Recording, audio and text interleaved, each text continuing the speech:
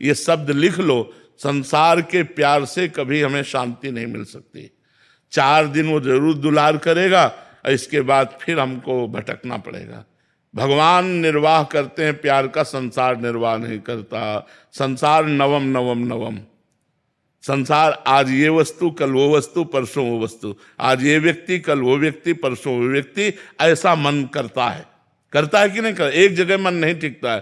तो आज हमसे कोई कह रहा है कि मैं आपको बहुत प्यार करता हूं, और कुछ समय बाद हम देखते हैं वो दूसरे से प्यार कर रहा है। अब हमारी हालत क्या होगी? कहाँ जाऊं? क्योंकि मैंने जिसको अपना माना वो दूसरे से प्यार करता है। ये हालत है संसार की। इसलिए भगवान को साक्षी करके अपने प्यार को भगवान में समर्पित करो, और भगवान जहां समर्पित कर दें जैसा, वहां रोल करो प्यार का। प्यार भगवान में और प्यार का रोल करोगे तो जीत जाओगे। सच्चा प्यार संसार से मत करो, सच्चा प्यार भगवान से करो। धर्म पूर्वक निर्वाह संसार में करो और प्रेम भगवान से करो। अनीता रानी जी, राधे राधे महाराज जी। महाराज जी, मैं अपने बच्चों के लिए हमेशा अजीब सी डरती सी रहती हूँ। खुश रहने की कोशिश करती हूँ लेकिन कभी खुश नहीं रह पाती। अजीब सा डर रहता है हमेशा। इसका कोई समाधान? अधिक प्रीति मन भा संदेहा। जहाँ हमारा अधिक प्रेम होता है वहाँ संशय प्रकट हो जाता है। कहीं ऐसा न हो जाए, कहीं ऐसा न हो जाए, कहीं इस तरह की जो वृत्तियाँ आती हैं, उनको शांत करने के लिए भगवान का नाम जप है। नाम जप करोगे तो आपको भगवान में विश्वास हो जाएगा, और विश्वास से होगा कि भगवान है ना। जो 5 वर्ष के बालक प्रहलाद की रक्षा की, वही हमारे बच्चों की भी रक्षा करेंगे। वो सारे जगत के स्वामी हैं, तो हम शांत रह सकते हैं। नहीं, ये मोह जो है हमें अंदर क्लेश देता रहता है। यही तो है काम, क्रोध, लोभ, मोह, मद, मत्सर। इनमें से 6 सबके अंदर रहते हैं, एक की प्रधानता हो जाती है। कोई विशेष कामी होता है, कोई विशेष क्रोधी होता है, कोई मोही होता है। होते सब है लेकिन एक विशेष हो जाता है। अब जो विशेष हो जाएगा वो अपना प्रभाव देगा। जैसे आपके अंदर मोह की विशेषता हो गई, वो आपको जलाता रहता है। तो मोह अज्ञान के कारण है। जब जो लिखा हुआ है वो होके रहेगा, तुम्हारे सोचने से थोड़ी है। भगवान का भजन करो, भगवान से प्रार्थना करो, आपका, आपके बच्चों का, आपका परिवार का मंगल हो, क्योंकि भगवान मंगल भवन है। उनके भजन से ही आप में विश्वास जागृत होगा, और विश्वास से हृदय आनंदित रहता है, संशय से हृदय जलता रहता है। तो संशय मत करो, कुछ नहीं होने वाला। जो होगा उसे तुम टाल नहीं सकती, और जो नहीं होने वाला वो होगा ही नहीं। तो नाम जप करो भगवान का, आनंदित रहो। प्रकृति जी। श्री हरिवंश। श्री हरिवंश महाराज जी। महाराज जी, मैं और मेरे पति बाहर विदेश में रहते हैं। आपके सत्संग और श्री जी की कृपा से हम दोनों पूरी कोशिश करते हैं कि आपके बताए हुए रास्ते पर चलें और वहां पर रहकर अपना जीवन सात्विक ढंग से जिएं और श्यामा शाम की सेवा करें। महाराज जी, आप कह रहे हैं कि हमने पार्टीज में जाना छोड़ दिया, सारे जो धर्म आचरण थे सारे विदेश में रहकर भक्ति करना बहुत कठिन बात है, क्योंकि वहाँ का वातावरण विशेष रजोगुणी और तमोगुणी है। भोग विलासिता प्रधान है। अपने यहाँ धर्म प्रधान है और अन्यत्र भोग विलासिता प्रधान है। खान पान नाना प्रकार के भोगों का, और भोगों के त्याग से भक्ति की वृद्धि होती है, और भोगों के राग से भक्ति का नाश हो जाता है। तो ये तो बहुत बहादुरी की बात है कि विदेश में रहकर संयम धारण करना, विदेश में रहकर गलत आहार न करना, विदेश में रहकर भगवान का भजन करना। तो आपको धन्यवाद है, आपके पति को धन्यवाद है। दोनों मिलकर के खूब धैर्यपूर्वक भक्ति मार्ग में चलो। जीवन का फल है भगवान की प्राप्ति हो जाना। काफी दोस्त तो छूट गए हैं जो भगवत मार्ग पर चल रहे थे, बस उन्हीं से संपर्क रहे थे। बट जो छूट गए हैं वो बहुत, महाराज जी, वो कहते हैं कि घमंडी हो गए हैं आजकल, ये हो गए हैं। तो महाराज जी, बात छिपाते हो क्या? तो महाराज जी, जीवन में मतलब इन लोगों को कटना ठीक है ना महाराज? हाँ बिल्कुल। जाके प्रिय न राम वैदेही तजिए ताहि कोटि बैरिशम जद्य परम स्नेही। गोस्वामी तुलसीदास जी कहते हैं, जो भगवान से विमुख लोग हैं, हमारा उनसे कभी संबंध न रहे। जो भगवान के भक्त हैं उनकी चरण रज हमारे माथे पे रहे, ऐसा सिद्धांत है भक्ति का। तो अगर ऐसे लोग छूटते हैं तो भगवान की कृपा है। अगर कोई साथी ना हो तो बहुत अच्छी बात है, भगवान साथी हमारे हैं। और ऐसे भगवत विमुख लोगों का साथ भी कोई साथ नहीं है। जहाँ आप पर विपत्ति आई तहाँ सब अलग नजर आएंगे। आप संकट में फंस जाएंगे, कोई पूछेगा नहीं। ये स्वार्थी लोग हैं। भगवान ही संकट में सहयोग देने वाले हैं। इसलिए भगवान से प्रार्थना करो कि आपके भक्तों का संग मिले और आपसे जो विमुख जन है इनसे हमारा कोई संबंध न हो। इनका छूट जाना ही अच्छा है। उसमें सोचो मत कि हमारे पास इतना समुदाय जुड़ा था और वो समुदाय छूट गया तो हम अकेले पड़ गए। नहीं, विश्व का रचयिता भगवान जब तुम्हारे साथ है तो तुम अकेले कैसे हो सकते हो जी। चिन्मय जी नागपुर से। राधे राधे महाराज जी। महाराज जी, भजन करने के साथ और क्या करना चाहिए जिससे प्रभु की भक्ति प्राप्त हो और मन ना भटके और मन की व्याकुलता बढ़ी रहे? भक्तों का संग, भक्तों का संग, भगवत भक्तों का संग। भगवान के भक्तों के संग से भक्ति घनीभूत होती है। भगवान के भक्तों के संग से विकारों का नाश होता है। भगवान के भक्तों के संग से भगवान की महिमा जागृत होती है। भगवान के भक्तों के संग से हमें भक्ति करने की क्षमता जागृत होती है। इसलिए बड़ा दुर्लभ है, महत्संगस्तु दुर्लभ हो। भगवान के प्रेमी भक्तों का, जो वास्तविक भक्त हैं, उनका संग मिलना बड़ा कठिन है। यदि उनका संग मिल जाए, भक्त संग, तो उमा परम लाभ यह है जाना। संतों का संग ही भगवान शिव कह रहे हैं परम लाभ है। उमा संत समागम सम न लाभ कछुआन। अगर संत भक्तों का संग मिल रहा है तो इससे बड़ा कोई लाभ नहीं है, क्योंकि वो हमारे असत आचरणों का त्याग करके अच्छे आचरणों में ले जाता है, भगवान की तरफ ले जाता है। तो भगवान की भक्ति घनीभूत करने के लिए अजहू सोच विचार के गही भक्तन पद ओट, हरि कृपालु सब पाछली क्षमिहे तेरी खोट। यदि हम भक्तों की शरण में हो जाए तो भगवान हमारे सारे अपराध माफ करके हमारे हृदय को स्वीकार करने। भक्त चरण धरि भाव तरत भव सिंधु अगाधा। जो भक्तों के चरणों में भाव रखते हैं वो इस भव समुद्र से पार हो जाते हैं। तो भक्त संग जरूर करना चाहिए। अलका मिश्रा जी जम्मू से। राधे राधे। महाराज जी राधे राधे। महाराज जी, क्या स्वप्न भी साधना की अवस्था बन सकते हैं? स्वप्न में बार बार संत, देवी देवता या दिव्य प्रकाश का दर्शन होना वास्तव में उनकी कृपा है या मन की कल्पना? हाँ, नहीं, शुभ सूचना है, अच्छा है, पर कोई सार्थकता थोड़ी है उससे। हमारी जागृत में स्थिति कहाँ रहती है हमें देखना है। अगर जागृत में स्थिति भगवान में रहती है, संतों में रहती है, भगवत लीला चिंतन में रहती है, तब तो सार्थक है। स्वप्न वैसे भी मिथ्या है, कोई सत्य वस्तु थोड़ी है। तो ये हमारी शुभ पवित्र हृदय की सूचना है कि हमें स्वप्न में संसार का प्रपंच न दिखाई दे, संत महात्मा भगवान के विग्रह तीर्थ आदि दिखाई दे, तो ये बहुत अच्छी बात है। लेकिन इससे काम थोड़ी बन जाएगा। काम तो बनेगा जागृत अवस्था में हमारा निरंतर भगवत चिंतन चले, तभी काम बनेगा। वो हमारा सहयोगी नहीं, सहयोगी तो जागृत अवस्था का चिंतन है। अब जागृत में प्रपंच का चिंतन हो रहा, स्वप्न में संतों का तो कोई खास बात नहीं। खास बात है जागृत अवस्था में हमारा निरंतर भजन चलता रहे, निरंतर भागवती की स्मृति बनी रहे, तब तो सार्थक है। अवनीश जी अयोध्या जी से। राधे राधे। राधे राधे महाराज जी। महाराज जी, भगवान श्री कृष्ण स्वयं पूर्ण पुरुषोत्तम और सर्वज्ञ हैं, फिर उनको अंदर प्रेम की कमी का अनुभव जब प्यारे जी से? प्रेम प्रतिक्षण वर्धमानम है। भगवान प्रेम के भूखे रहते हैं।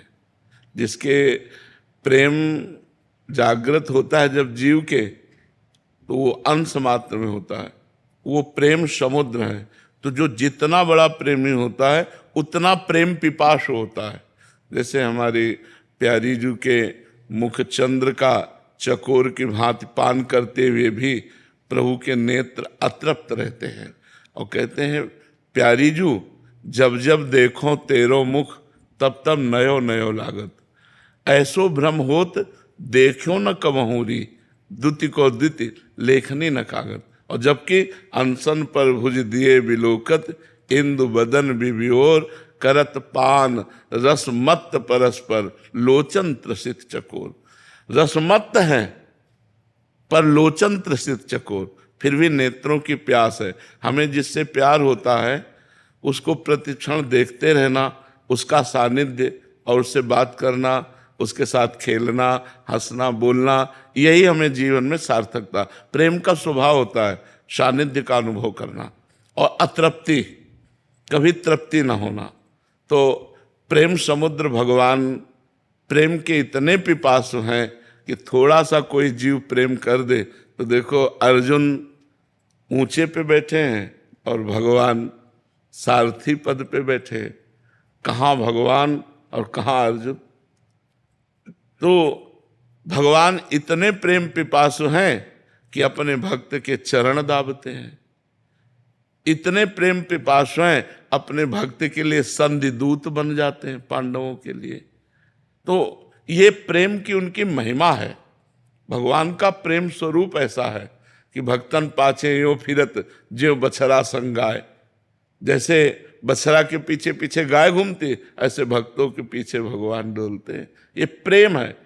इसलिए तो भगवान जैसा प्रेमी कौन होगा। प्रीति की रीति रंगीलो ही जाने।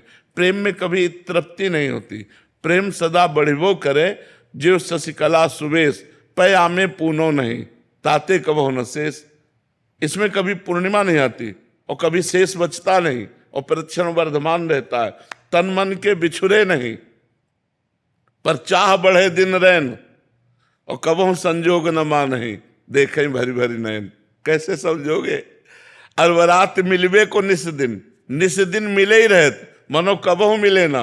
भगवत रसिक रसिक की बातें रसिक बिना को समझ सकेगा। ये प्रेम अगूढ़ वस्तु है।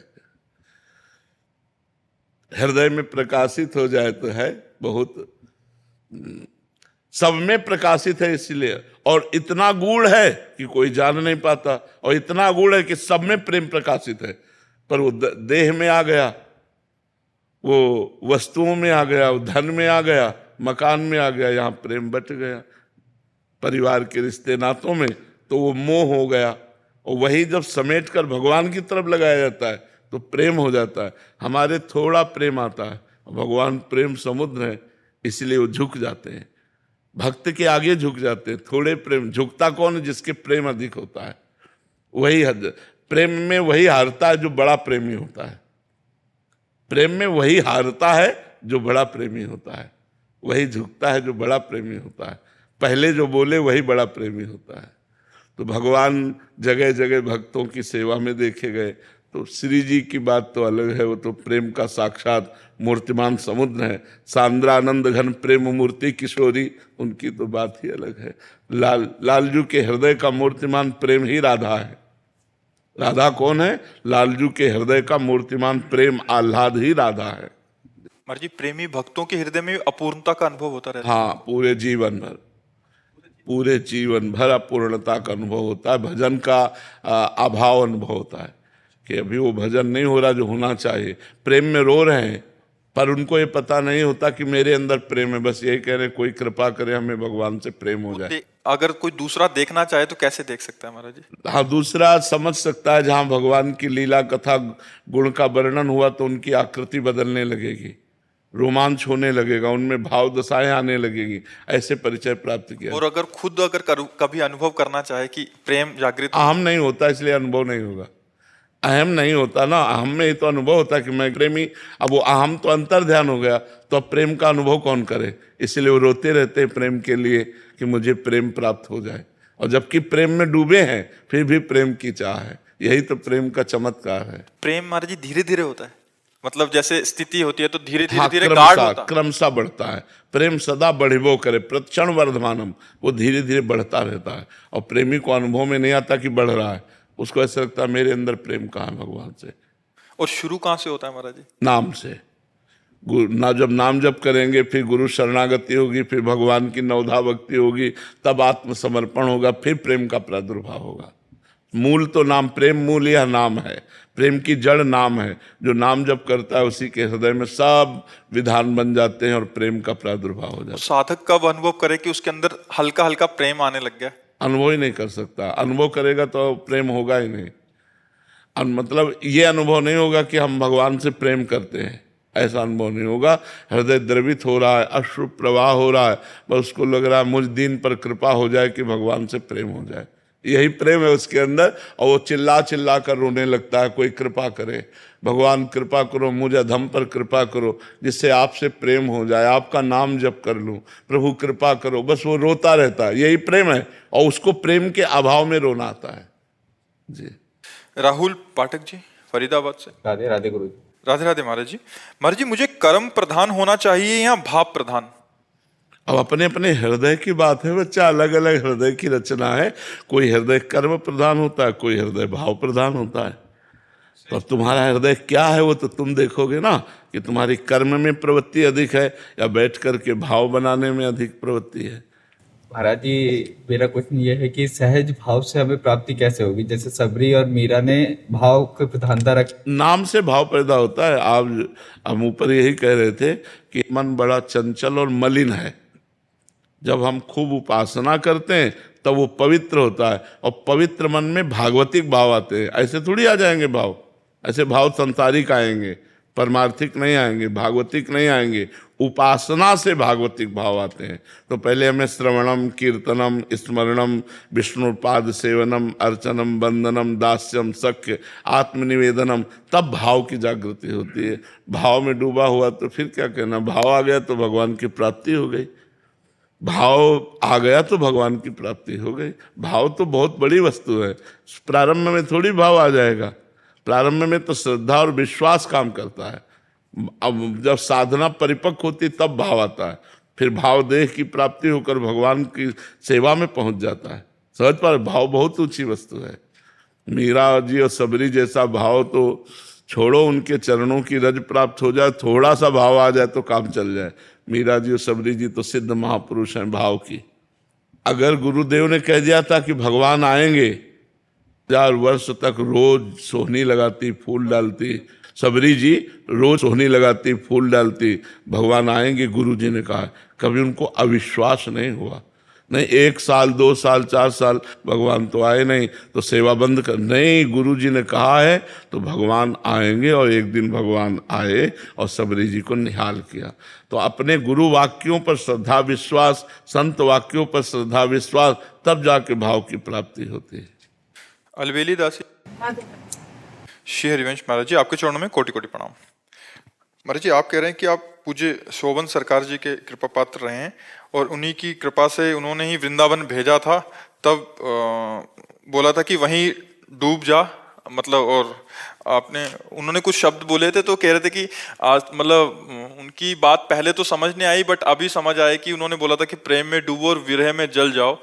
महाराज जी, ये विरह अग्नि कैसे प्रकट होगी? आप 2 दिन से स्वप्न में आ रहे थे तो लगातार सत्संग हुआ। दूसरे दिन के सत्संग में आपने बोला असाधन वृत्ति का त्याग कीजिए, असाधन वृत्ति नहीं होनी चाहिए। तो महाराज जी फिर आंख खुल गई, फिर कुछ समझ नहीं आया, अब भूल गया। फिर तो नाम जब करते रहो निरंतर, कोई असाधन ना होने पावे तो फिर अपने आप प्रेम प्रकट हो जाता है। असाधन वृत्ति क्या होती है? हाँ, जैसे खान पान अशुद्ध या शरीर संबंधी कोई अशुद्ध आचरण या हमारी वाणी में अशुद्धता, यही है तन मन वाणी। हमारी वाणी शुद्ध हो, हमारा मन शुद्ध हो, हमारा तन शुद्ध हो और खूब डट के नाम जप हो, भगवान की लीला कथा सुने तो प्रियालाल से प्रेम हो जाएगा। खूब नाम जप करो। बड़े महापुरुषों की कृपा जो है हमें सतमार्ग में पहुंचाती रहती है। वो हमारे पिता की तरह थे शोभन सरकार जी।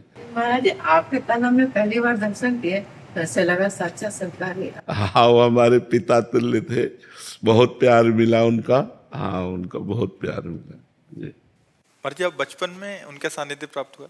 हाँ, लगभग 20 वर्ष की आयु होगी जब, अरे 18-20 वर्ष की आयु होगी। तो फिर आओ आओ ऐसे करके दूध पिलाते थे, खूब हंसते खेलते थे साथ, ऐसे खूब आनंद दिए। कई उनके उपदेश हमारे लिखे हुए हैं। उपदेश दिए कि कपड़ा रंगा के व्यवस्था के चक्कर में मत फंसना बच्चा, ये संसार लूट लेता है भजन को, इसलिए व्यवस्था के चक्कर में मत पड़ना। कपड़ा रंगाया है तो भगवान की प्राप्ति के लिए रोटी मांग लो और गंगा किनारे एकांत में बैठ के खाओ। महाराज जी, वो कहते थे जब वहाँ उनके दर्शन करने हम यहाँ से जाते थे, कहते थे वहीं डूब के मर जा, कोई दूसरा भगवान। भगवान के नाम में डूबो, उसी में प्रेम समाया है, उसी में रूप समाया है। देखी रूप नामाधीना, जितना नाम जप करोगी उतने रूप माधुरी आएगी, और रूप माधुरी आएगी उतना ही प्रेम होगा, उतना ही हमारा मन बुद्धि भगवान पे न्यौछावर हो जाएगा। नाम पर ध्यान दो, खूब नाम जप करो, हर समय उठते बैठते चलते फिरते हर समय नाम, जो गुरु जी ने नाम दिया बस वही नाम जप करो। अमित जी दिल्ली से। राधे राधे। राधे राधे महाराज जी। महाराज जी असली सेवा क्या है? अहम का भगवान में लय हो जाना, अहंकार का भगवान में लय हो जाना असली सेवा है। ऐसा प्रयास करे कि कोई अहंकार न रह जाए और सब अहंकार भगवान के चरणों में समर्पित हो जाए, यही सेवा है। अब इसी के लिए साधना की जाती है। जैसे जब लंका से हनुमान जी महाराज पधारे तो भगवान श्री राम को सूचना मिली कि हनुमान जी काम सिद्ध करके आ गए। सीता की खोज, लंका दहन, रावण को मुंह की खवा दिया। मुख प्रसन्न तन तेज विराजा, कीनेस रामचंद्र कर काजा, प्रसन्न मुद्रा महाबली महाज्ञानी। जो ही हनुमान जी पधारे तो हाथ पकड़ करके ऐसे बैठाने की कोशिश की तो सरक के चरणों में बैठ गए। तब हनुमान जी से कहा कि रावण के द्वारा पालित लंका को तुम भस्म कर दिए, 400 योजन समुद्र को तुम पार कर गए। हनुमान जी बोला वचन विगत अभिमाना, बोला वचन विगत अभिमाना, अभिमान रहित होकर बोल रहे। प्रभु शाखा मृग के ई मनुष्याई, शाखा ते शाखा पर जाई। प्रभु कपि की बंदर की तो इतनी ही केवल प्रभुता है कि एक डाल से दूसरी डाल पर चला जाए। शाखा मृग के ई मनुष्याई, शाखा ते शाखा पर जाई। लाग सिंधु हाटकपुर जारा, निश्चर गण बधि विपिन उजारा। सो सब तव प्रताप रघुराई, नाथ न कछु मोरि प्रभुताई। समुद्र का लांघना और लंका स्वर्ण जटित, उसको भस्म करना और निशाचरों को मुखी खवा देना, ये सब आपका प्रताप किया, राम प्रताप किया है, कहीं हनुमान नहीं। प्रभु ये सच्ची सेवा क्या है? अभिमान का भगवान के चरणों में समर्पित हो जाना। तभी जो हनुमान जी को प्यार मिला वो बड़ा दुर्लभ प्यार मिला भगवान राम का।